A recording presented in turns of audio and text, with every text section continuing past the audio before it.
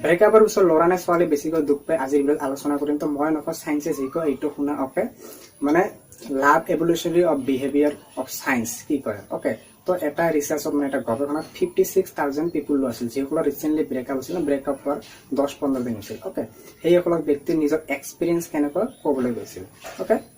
এটা মেথডৰ জৰিয়তে মানে তেওঁলোকৰ ফিজিকেলি আৰু ইমোশনেলি কেনেকুৱা ফিলিংছ ওকে লিখিবলৈ গৈছিল ওকে।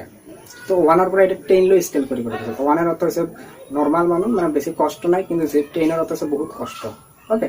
আৰু যিসকল মানে মহিলাই ৰিচেণ্টলি ব্ৰেকআপৰ মানে ফেচ কৰিছিল মানে মুখামুখি আছিল সেই মানে মহিলাসকলে নিজৰ মানে ৰিপৰ্ট দিছিল বহুত কষ্ট বুলি ৰিপৰ্ট দিছিল ওকে।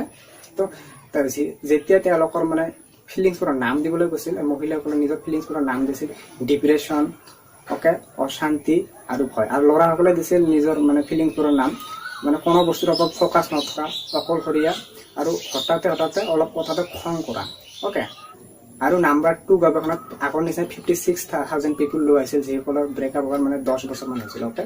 আৰু এই ব্ৰেকআপত মহিলাসকলৰ নিজৰ এক্সপিৰিয়েঞ্চ শ্বেয়াৰ কৰিবলৈ গৈছিল ঠিক আছে। তো মহিলাসকলে কৈছিল যে পৰিস্থিতিৰ লগত সময়ৰ লগত আমি নিজকে চলাই ল'ব পাৰিছিলোঁ, কোনো ধৰণৰ এতিয়া ফিলিংছ নাই বা কোনো ধৰণৰ কষ্ট নাই ওকে। আৰু ল'ৰাহঁতৰ যে নিজৰ এক্সপিৰিয়েঞ্চ ক'বলৈ কৈছিল ল'ৰাহঁতে কৈছিল যেতিয়া ব্ৰেকআপ হৈছিল প্ৰথমতে পাৰ্টনাৰৰ লগত সহজতে মানে মানি লৈছিলোঁ বা আঁতৰি গৈছিলোঁ, কিন্তু সময়ৰ লগত আমাৰ মানে ফিলিংছবোৰ ঠিক আছে ইমোশ্যনেলি আৰু ফিজিকেলি বহুত কষ্ট হ'বলৈ ধৰিছিল, মানে বেছিকৈ দুখ দিবলৈ ধৰিছিল।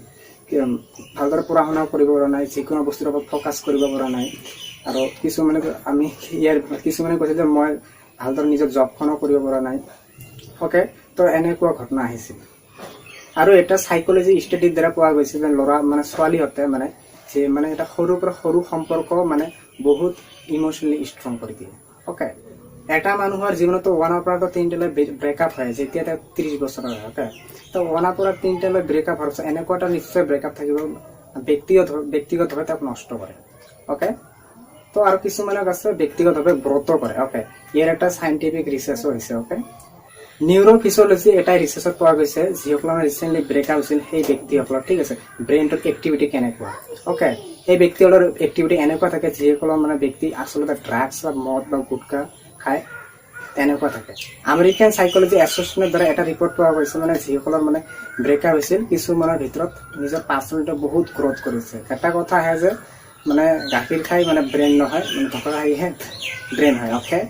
তো যদি ভিডিওটা ভাল লাগে তো বন্ধুসকলৰ লগত শ্বেয়াৰ কৰা আৰু সাবস্ক্ৰাইব কৰা, লাইক কৰা ওকে। তো এনেকুৱা ভিডিও পাওয়াৰ কাৰণে সায়েন্সৰ লগত জড়িত থকাৰ কাৰণে ওকে।